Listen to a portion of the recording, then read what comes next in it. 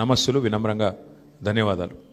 దాదాపు ప్రతి బూత్లో 407 బూత్లు ఉంటే ప్రతి బూత్లో మా జూబ్లీహిల్స్ స్థానిక నాయకత్వం చాలా అద్భుతంగా కష్టపడ్డారు. వారికి కూడా హృదయపూర్వకంగా నా ధన్యవాదాలు, హృదయపూర్వకంగా వారికి కూడా నమస్కారాలు. శ్రీమతి మాగంటి సునీత గోపీనాథ్ గారు అభ్యర్థి కొత్తదైనప్పటికీ, వారికి ఇదివరకు రాజకీయ అనుభవం లేకపోయినప్పటికీ వారు కూడా నిజంగా చాలా కష్టపడ్డారు. చాలా పెద్ద ఎత్తున వారు కూడా మరి పోరాటం కూడా చేసినారు. చివరి రోజు మరి ఏ రకంగా వారు పోరాడినారో మీరు అందరూ కూడా చూశారు. వారికి కూడా నా అభినందనలు. ఎందుకంటే కొత్త అభ్యర్థి అయినప్పటికీ, ఎక్కడా కూడా ప్రత్యర్థి ముఖ్యంగా అధికార పార్టీ అయినప్పటికీ, అధికార యంత్రాంగం మొత్తం ఉన్నప్పటికీ వారు కూడా మొక్కవోని ధైర్యంతో కొట్లాడినారు. సునీత గోపీనాథ్ గారికి మనస్ఫూర్తిగా నా అభినందనలు. అట్లాగే బీఆర్ఎస్ పార్టీకి మరి ఓటేసిన జూబ్లీహిల్స్ ప్రజలకి మరి చివరి ఓటింగ్ శాతం ఇంకెంత తెలియదు, బట్ చాలా గణనీయంగా గౌరవప్రదంగా మా పార్టీకి కూడా ఓట్లు వచ్చినాయి.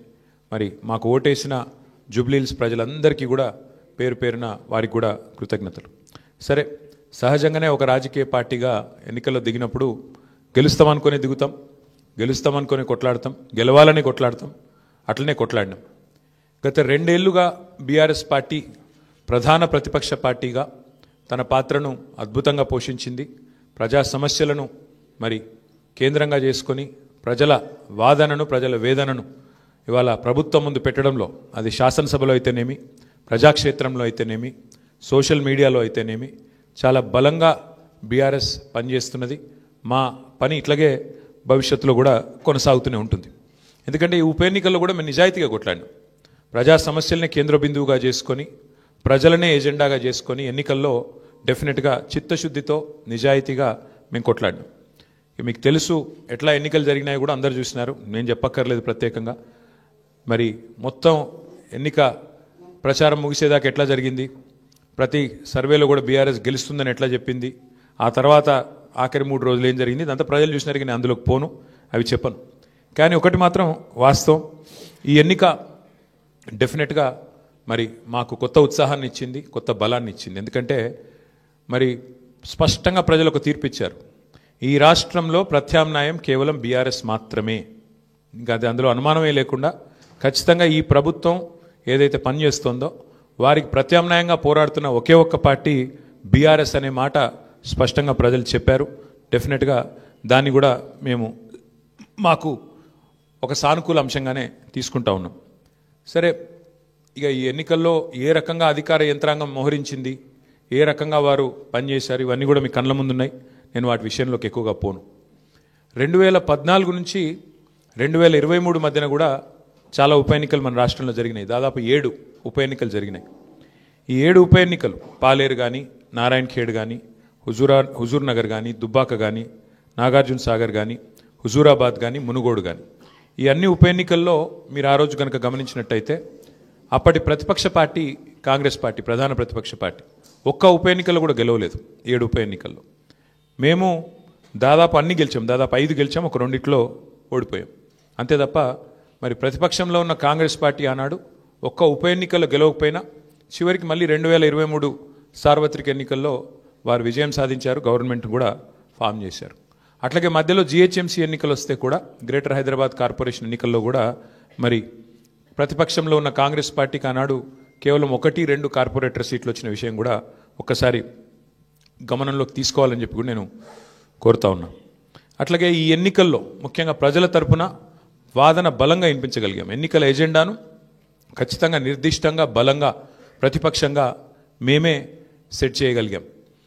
ప్రజా సమస్యలను ప్రధానంగా 6 గ్యారంటీల అమలులో ప్రభుత్వ వైఫల్యాన్ని బలంగా ప్రజల్లోకి తీసుకొని పోయాం.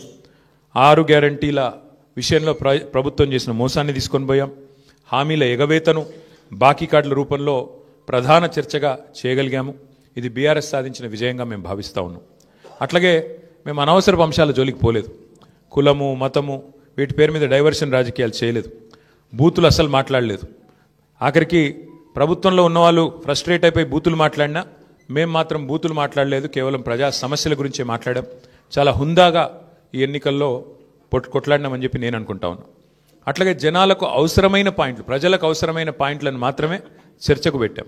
కాంగ్రెస్ బీజేపీ ఎన్ని రకాలుగా మమ్మల్ని కవ్వించే ప్రయత్నం చేసినా సంయమనం కూడా పాటించాం. అట్లాగే మేమేం చేశాము, ఎందుకంటే ఒక 10 ఏళ్ళు ప్రభుత్వాన్ని నడిపిన ఒక జవాబుదారీ పార్టీగా, ఒక బాధ్యత గల ప్రతిపక్షంగా 10 ఏళ్ళు మీరు ఏం చేశారు జూబ్లీహిల్స్ కంటే 5,328 కోట్లతో అభివృద్ధి సంక్షేమ కార్యక్రమాలు చేశామని చెప్పి లెక్కల సహితంగా మరి ప్రజల ముందు పెట్టాము. చాలా పారదర్శకంగా పనిచేశామని చెప్పి ఎన్నికలు కూడా పోయినాం. అట్లాగే కాంగ్రెస్ ఎగ్గొట్టిన వాటిని కూడా లెక్కలతో సహా ఇంటింటికి తీసుకొని పోయాం బాకీ కార్డుల ద్వారా. అట్లాగే ప్రజా సమస్యలు, బస్సు ఛార్జీల పెంపు మీద నిరసన చెప్పాము. బస్తీ దవాఖానాలు విజిట్ చేసి ప్రభుత్వ యంత్రాంగంలో చలనం తీసుకొచ్చాము. హైడ్రా విధ్వంసం మీద, ప్రభుత్వంలో ఉన్న పెద్దల ద్వంద్వ ప్రమాణాల మీద, డబుల్ స్టాండర్డ్స్ మీద కూడా ప్రభుత్వాన్ని ఎండగట్టగలిగాం. ఆటో అన్నల సమస్యలను కూడా ప్రభుత్వం దృష్టికి తీసుకురాగలిగినాం. వాళ్ళ తరపున కూడా గట్టిగా మాట్లాడినాం. హైదరాబాద్లో రోడ్ల దుస్థితి విషయంలో కూడా ప్రభుత్వాన్ని కదిలింపజేయగలిగినాం. శాంతి భద్రతల విషయంలో కూడా మా నిరసన గట్టిగా చెప్పాం. ఈ రకంగా ప్రజా సమస్యలనే కేంద్ర బిందువుగా మా పార్టీ ఎన్నికల ప్రచారాన్ని చాలా హుందాగా నిర్వహించింది. తద్వారా ప్రభుత్వం కూడా మాట్లాడక తప్పని అనివార్యత కల్పించాం. చివరికి 2 ఏళ్లలో ఒక్కసారి కూడా మరి సమీక్ష చేయని ముఖ్యమంత్రి గారు ఆఖరి ఎలక్షన్ ముందు రోజు 6 గ్యారంటీల మీద సమీక్ష చేయక తప్పని పరిస్థితి కూడా వచ్చింది అంటే ముమ్మాటికి అది బీఆర్ఎస్ విజయమే. అట్లాగే 2 ఏళ్లుగా మైనారిటీకి మంత్రివర్గంలో స్థానం లేదు. బీఆర్ఎస్ ఏదైతే మరి మంత్రివర్గంలో ఇట్లా మైనారిటీలకు స్థానం లేదు, ఒక ఎంపీ లేరు, ఎమ్మెల్యే లేరు, ఎమ్మెల్సీ లేరు అని గట్టిగా మాట్లాడితే చివరికి అనివార్యంగా అజారుద్దీన్ గారికి మంత్రి పదవి ఇయ్యక తప్పని అనివార్యత కల్పించింది కూడా ఖచ్చితంగా మా యొక్క ఎన్నికల ప్రచార సరళి. తప్పకుండా ప్రధాన ప్రతిపక్షంగా మరి మా బాధ్యత మేము నిర్వర్తించినాం. సరే, సహజంగానే ఒకటి మాత్రం ఉంది, గెలుపు ఓటములు పెద్దలు కేసీఆర్ గారు ఎప్పుడు చెప్తుంటారు, గెలవాల్సింది పార్టీలు కాదు, గెలవాల్సింది ప్రజలు అని. మేము కూడా మనస్ఫూర్తి కోరుకునేది ప్రజాస్వామ్యంలో చర్చ జరగాల్సిందే, మీడియాలో జరగాల్సిందే, బయట జరగాల్సిందే, తప్పకుండా ప్రజల్లో కూడా జరగాల్సిందే. ఈ ఎన్నిక ఎట్లా జరిగింది అనే విషయంలో కూడా చర్చ జరగాలి. ఎందుకంటే ఈరోజు కాదు, మేము 4 రోజుల ముందే చెప్పాం ఎన్ని రకాల అక్రమాలకు కాంగ్రెస్ తెరలేపిందో చెప్పాం. అభ్యర్థి యొక్క సొంత తమ్ముడికి 3 ఓట్లున్న విషయాన్ని మీ ముందు పెట్టాం. ఆధారాలతో సహా మేము స్పష్టంగా మీ ముందు బయట పెట్టాం. ఎన్నికల కమిషన్ అడిగాం, కోర్టుకు పోయాం. ఎన్ని ప్రయత్నాలు చేయాలో అన్ని ప్రయత్నాలు పారదర్శకంగా ఫ్రీ అండ్ ఫెయిర్ ఎలక్షన్ కోసం జరగాలని ప్రయత్నం చేసినాం. షెడ్యూల్ వచ్చిన నాటి నుంచి పోలింగ్ డే దాకా ఏమేం జరిగినాయో, ఎన్ని రకాల అక్రమాలు, ఎన్ని రకాల అవకతవకలు, ప్రలోభాలు, ఎన్ని రకాల ఒత్తిళ్లు, ఇవన్నిటి మీద కూడా చర్చ తప్పకుండా జరగాల్సిందే. ఏదేమైనప్పటికీ సరే, అల్టిమేట్గా ప్రజాస్వామ్యంలో ప్రజా తీర్పు శిరోధార్యం. తప్పకుండా మరి ఇవాళ మేము కూడా ఓట్లేసిన ప్రజలకు ధన్యవాదాలు చెప్తున్నాం. అట్లాగే మిగతా వారికి కూడా మేము విజ్ఞప్తి చేస్తూ ఉన్నాం. ప్రధాన ప్రతిపక్షంగా మా పాత్రను మీరు గమనించారు. ప్రధాన ప్రతిపక్షంగా మేము గెలవాలని కోరుకున్నాం, సహజంగా గెలుస్తామని ఆశించినాం. బట్ ఎలాంటి నిరాశ లేదు, మా పని మేము చేసుకుంటూ పోతూనే ఉంటాం. ఎందుకంటే 2 ఏళ్లుగా లగచర్ల కావచ్చు, హైడ్రా బాధితులు కావచ్చు, మూసీ బాధితులు కావచ్చు, 6 గ్యారంటీల విషయంలో బాకీ కార్డుల రూపంలో కావచ్చు, ప్రజల తరపున గొంతు ఎత్తడంలో, అట్లాగే మా మీద జరిగే దుష్ప్రచారాన్ని తిప్పికొట్టడంలో శాసనసభ వేదిక కానీ బయట కానీ బ్రహ్మాండమైన పాత్ర పోషించాం. రేపటి రోజున కూడా అట్లాగే ముందుకు పోతాం. మరి మా కార్యకర్తలకు కూడా నేను చేసే విజ్ఞప్తి, సన్నద్ధమవుదాం. అన్ని రకాలుగా ప్రజాక్షేత్రంలో మనం ఈ ప్రభుత్వాన్ని నిలదీయడంలో సఫలమైనాం. ముఖ్యంగా మా సోషల్ మీడియాలో పనిచేసే మా తమ్ముళ్ళు చెల్లెళ్ళకు కూడా నేను హృదయపూర్వకంగా అభినందనలు చెప్తా ఉన్నాను. సోషల్ మీడియాలో మీరు చేస్తున్న పని, మీకు ఎవరికి నేనేమి పార్టీ తరపున జీతం ఇవ్వడం లేదు, మీకు ఎవరికి నేను ఇచ్చేదేమీ లేదు. అయినప్పటికీ వాలంటరీగా పార్టీ మీద ఉన్న ప్రేమతో, నాయకుడు కేసీఆర్ గారి మీద ఉన్న అభిమానంతో మీరు చేస్తున్న కృషి, మీరు చేస్తున్న పని ఏదైతే ఉన్నదో మనస్ఫూర్తిగా నేను మీకు కూడా ధన్యవాదాలు తెలియజేస్తా ఉన్నా. అట్లాగే మా పార్టీ కార్యకర్తలకు, మరి మా గులాబీ కుటుంబ సభ్యులందరికీ నేను చేసే ప్రార్థన, దీంతో మనం నిరాశపడవలసిన అవసరం లేదు, బాధపడవలసిన అవసరం లేదు. తప్పకుండా ముందుకు పోదాం. అట్లా అనుకుంటే ఇవాళ జాతీయ స్థాయిలో కూడా మీరు చూసినట్టయితే మరి కాంగ్రెస్ పార్టీ బీహార్లో తన ఉనికిని కోల్పోయే పరిస్థితి ఉన్నది. కాబట్టి ఇవన్నీ సహజం, గెలుపులు ఓటములు సహజం. దీన్ని ఏదో పెద్ద సెట్ బ్యాక్ లాగా చూసుకోవాల్సిన అవసరం లేదు. తప్పకుండా మరింత బలంగా వద్దాం, ముందుకొద్దాం. ఒక రబ్బర్ బంతిని గోడకేసి కొడితే ఎట్లయితే తిరిగి బలంగా వెనకకొస్తుందో అట్లా మనం కూడా తప్పకుండా తిరిగి వెనక్కొద్దాం. పెద్దలు కేసీఆర్ గారు తిరిగి రాష్ట్రానికి ముఖ్యమంత్రిగా మళ్ళీ బాధ్యతలు చేపట్టేదాకా ఎవరి శక్తి మేరకు వారు శక్తి వంచన లేకుండా కష్టపడదామని చెప్పి మా నాయకులు కార్యకర్తలకు మరొకసారి ధన్యవాదాలు తెలియజేస్తూ, కష్టించి పనిచేసిన మా నాయకత్వం మొత్తం కూడా ఇక్కడ ఉంది. ఒక 2 గురించి నేను ప్రత్యేకంగా చెప్పాలి. హరీష్ రావు గారు మధ్యలో పాపం వారి తండ్రి అనుకోకుండా అకాల మరణం జరిగింది. అయినప్పటికీ ఆయన ఇవాళ కూడా పూజలో ఉన్నారు. ఈ నిమిషానికి కూడా పాపం వారి తండ్రి గారికి సంబంధించిన స్వర్గపాత్రకు సంబంధించిన పూజలో ఉన్నారు.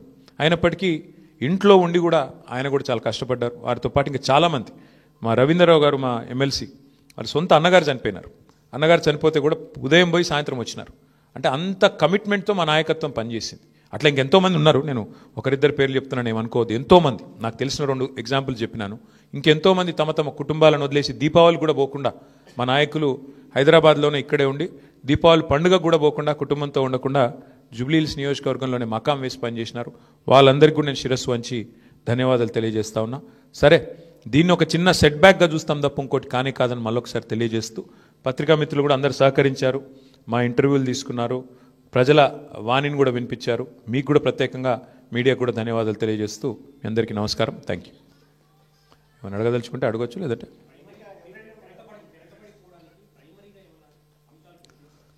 అంటే ఇప్పుడు ఇట్ ఇస్ టూ ఎర్లీ. ఒకటి మేము కూడా కూర్చుంటాం పార్టీగా, ఎందుకంటే మొత్తం ఇంకా అన్ని డివిజన్లలో ఎన్ని బూత్లలో మాకు లీడ్ వచ్చింది, ఎక్కడ మైనస్ అయింది, ఇంకా మేము కూడా చూడలేదు. బ్రాడ్గా ఓవరాల్ నెంబర్ తెలుసు బ్రదర్, మిగతా విషయాలు తెలియదు. కూర్చుందాం, రేపు ఎల్లుండి సావధానంగా కూర్చుంటాం. మా నాయకత్వం మొత్తం పనిచేసింది. సీనియర్లు మంత్రులుగా పనిచేసిన వాళ్ళు కూడా 10 బూత్లకు ఒకరు ఇన్ఛార్జ్గా తీసుకున్నారు. ఇప్పుడే ప్రశాంత్ రెడ్డి గారు చెప్తున్నారు నాకు, అన్న మా షేక్పేటలో మా 10 బూత్లలో నా దగ్గర మాత్రం 1100 మెజారిటీ వచ్చిందని చెప్పి ఇప్పుడే ప్రశాంత్ రెడ్డి గారు చెప్తున్నారు. విశ్లేషించుకుంటాం, అట్లా ఎట్లెట్లా క్లస్టర్ల వారీగా ఎక్కడెక్కడ ఏం జరిగింది చూసుకుంటాం, సమీక్ష చేసుకుంటాం, డెఫినెట్గా ఆత్మవిమర్శ చేసుకుంటాం. ఎందుకంటే ప్రజలు మరి అల్టిమేట్గా ఎందుకు మొగ్గు చూపారు కాంగ్రెస్ పార్టీ వైపు అనేది కూడా మేము కూడా విశ్లేషించుకోవాలి, ఆత్మవిమర్శ చేసుకోవాలి. తప్పకుండా ఏదైతే ఉందో మా పోరాటం మాత్రం కొనసాగుతుంది. ప్రజా సమస్యల మీద, ప్రభుత్వం మీద, ప్రజలకిచ్చిన హామీలు నెరవేర్చే అంశంలో మాత్రం డెఫినెట్గా మా పోరాటం కొనసాగుతుంది. మిగతా అన్ని విషయాలు చర్చించడానికి బోలెడ్ టైం ఉంది. తప్పకుండా అన్ని కూడా ఆలోచించి నిర్ణయం తీసుకుంటాం. ఇక అది హైదరాబాద్లో మొదటి నుంచి ఉంది బ్రదర్ అది.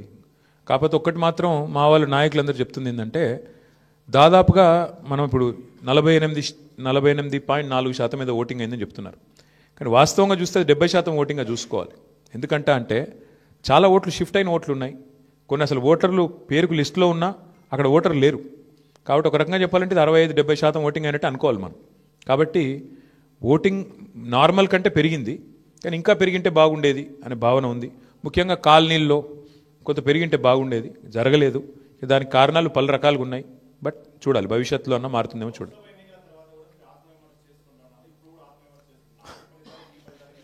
చాలా తేడా ఉంది కదా బ్రదర్. ఇప్పుడు స్పష్టంగా ఈ ఎన్నికలతో ఏం తెలిపోయింది, ఈ రాష్ట్రంలో, తెలంగాణ రాష్ట్రంలో కాంగ్రెస్ ప్రభుత్వానికి, కాంగ్రెస్ పార్టీకి ఒకే ఒక్క ప్రత్యామ్నాయం బీఆర్ఎస్ అని ప్రజలు తేల్చి నిర్ద్వందంగా తీర్పిచ్చారు.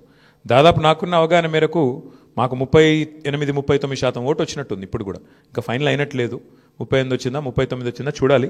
డెఫినెట్గా మరి మంచి ఓటింగ్ శాతం మాకు వచ్చింది. నేనేమంటానంటే, మరి సింగిల్ డిజిట్లో ఉండిపోయి డిపాజిట్ కోల్పోయింది కదా ఇవాళ ఇంకో పార్టీ. ఇప్పుడు మేము ఓటమి పాలయ్యి ఇంత గట్టి పోటీనిచ్చి అధికార పార్టీ ఇన్ని రకాల ప్రలోభాలు పెట్టినా, ఇన్ని రకాలుగా ఒత్తిళ్లు తెచ్చినా, ఎన్ని రకాల కార్యక్రమాలు చేసినా గట్టిగా నిలదొక్కుని బ్రహ్మాండమైన పోటీనిచ్చాం. అట్లాగే మీరు చూస్తే ఉప ఎన్నికల్లో గతంలో ప్రతి ఉప ఎన్నిక మేము ప్రభుత్వంలో ఉన్నప్పుడు దాదాపుగా మేమే గెలిచాం, 1-2 మినహాయిస్తే. కాబట్టి ఇవన్నీ కూడా జరిగే వ్యవహారాలు. దీన్ని అంత ఇది చేయాల్సిన అవసరం లేదు. పార్లమెంట్ తర్వాత సమీక్ష చేసుకున్నాం. పార్లమెంట్ తర్వాత ఒక్కొక్క నియోజకవర్గం సమీక్ష చేసినాం ఏం జరిగింది అని. పార్లమెంట్ ఒక అసాధారణమైన పరిస్థితిలో జరిగింది. అప్పటికిప్పటికి వచ్చిన తేడా మీరు చూస్తే బీఆర్ఎస్ఏ ప్రత్యామ్నాయం, బీఆర్ఎస్ఏ ప్రధాన ప్రతిపక్షం అని ప్రజలు ఈ జూబ్లీహిల్స్ ఉప ఎన్నికతో స్పష్టమైన తీర్పిచ్చారు. సరే, సహజంగా గెలుస్తామని ఆశించాం, కొంత నిరుత్సాహపడతాం డెఫినెట్గా ఓటమి పాలైనప్పుడు, కానీ నిరాశ లేదు. అది నేను చెప్పేది.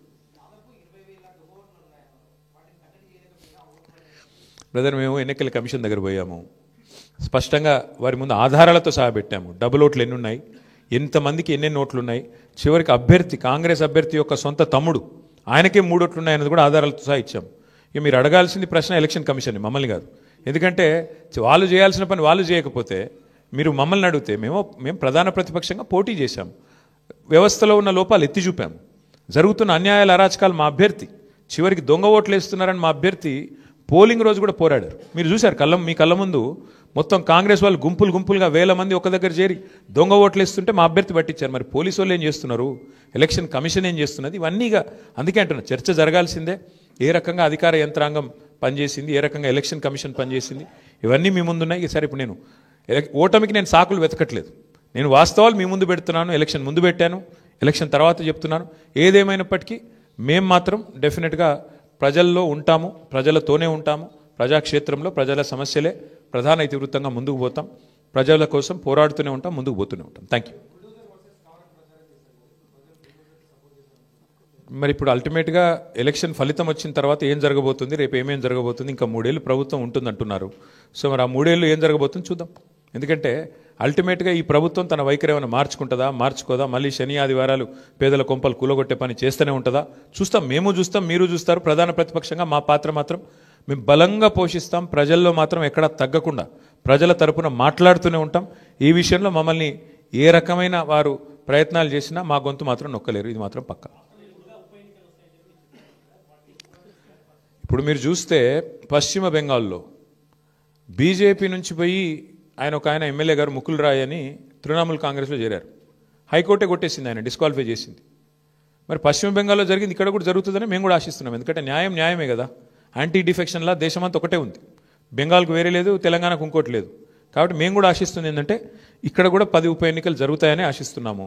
అయితే ఇక్కడ గమ్మత్ ఏంటంటే ఒక్క ఉప ఎన్నికకే మరి ఇంత అపసోపాలు పడ్డారు కాంగ్రెస్ వాళ్ళు. మరి 10 ఉప ఎన్నికలు వస్తే వాళ్ళకి ముచ్చెమటలు బట్టి మరి రాహుల్ గాంధీని, ఇంకా ఇందిరాగాంధీని, ఇంకా సోనియా గాంధీని అందరిని దించుతారేమో చూడాలి. కాబట్టి మేమైతే ధైర్యంగా లోకల్ బాడీ ఎలక్షన్ వచ్చినా ఉప ఎన్నిక వచ్చినా అన్నీ ఎదుర్కొంటాం. మాకు కొత్త ఏం కాదు, ఇది 2001 నుంచి కొట్లాడుతూనే ఉన్నాం, భవిష్యత్తులో కూడా కొట్లాడతాం. మాకు ఎన్నికలేం కొట్లాడడం కొత్త కాదు, గెలుపులు ఓటములు అన్నీ చూసాం మేము. ఆ స్థితప్రజ్ఞత మాకుంది. మరి కాంగ్రెస్ వాళ్ళు ఒక్క దెబ్బకే, ఒక్క ఉప ఎన్నికకే ముఖ్యమంత్రి కాలికి బల్పం కట్టుకొని వెంకటగిరి బస్తీలలో కూడా తిరిగిండు. మరి 10 ఉప ఎన్నికలు వస్తే మరి ఏం చేస్తారో చూడాలి. Thank you. అవును, ఎవరన్నారు? నీకు పేపర్ లీక్ అయిందా? నేనేమంటా, వస్తే కొట్లాడతాం, ఏమున్నది బ్రదర్ అలా. ఇప్పుడు అల్టిమేట్గా కంటోన్మెంట్ ఉప ఎన్నిక ఒక అసాధారణమైన పరిస్థితిలో జరిగింది. అందులో మాకు 3వ స్థానం వచ్చింది. ఈరోజు మరి ఈ ఎన్నికల్లో మేము గౌరవప్రదంగా మాకు దాదాపు 38-39% ఓటింగ్ వచ్చింది. 38-39% ఓటింగ్ అంటే కూడా తక్కువేం కాదు ప్రతిపక్షంలో. సరే, సహజంగా పోటీ చేసినప్పుడు గెలుస్తామనే కొట్లాడతాం, గెలవమని ఎందుకు అనుకుంటాం? సరే, జరిగింది ఏందో మీరు చూసిండ్రు కదా, ఇప్పుడు మీ మీడియాలోనే చూపెట్టిరు, నేను చెప్పుడు కాదు కదా. ఎన్నికల రోజు ఎట్లా విచ్చలవిడిగా ఏమేం చేసిరో మీరు చూసిండ్రు. ఎన్నికల కమిషన్ ఎంత అట్రఫ్లాప్ అయిందో మీరు చూసిండ్రు. ప్రజాస్వామ్యాన్ని ఎట్లా అడ్డంగా తుంగలో దొక్కిరో మీరు చూసిండ్రు. కానీ ఇవేవి మా ఓటమి కారణమని నేను చెప్తలేను, ఇవన్నీ జరిగినాయని చెప్తున్నాను అంతే. ప్లస్ ఒక్కొక్కరికి ఎన్నెన్ని ఓట్లు రాయించిండ్రు అది కూడా చూసిండ్రు. కాబట్టి ఇన్ని ఉన్నాయి. కాబట్టి నేనేమంటున్నా అంటే దీని మీద చర్చ జరగాలి, భవిష్యత్తులోనే చర్చ జరగాలి. ఏదేమైనప్పటికీ we are thankful to the people of Jubilee Hills. We are certainly thankful to the people of Telangana for continuing to affirm their faith in the leadership of KCR Garu. We will fight on public issues, we will fight on all people's issues till such time as KCR Garu once again leads the state of Telangana, and we will continue to do our job as the principal opposition. Thank you. Congress మీకు కనబడతానే ఉంది కదా brother. Last 3 days వచ్చి హడావుడి చేసి ఎవరికి సహకరించినా మీకు కనబడతానే ఉంది.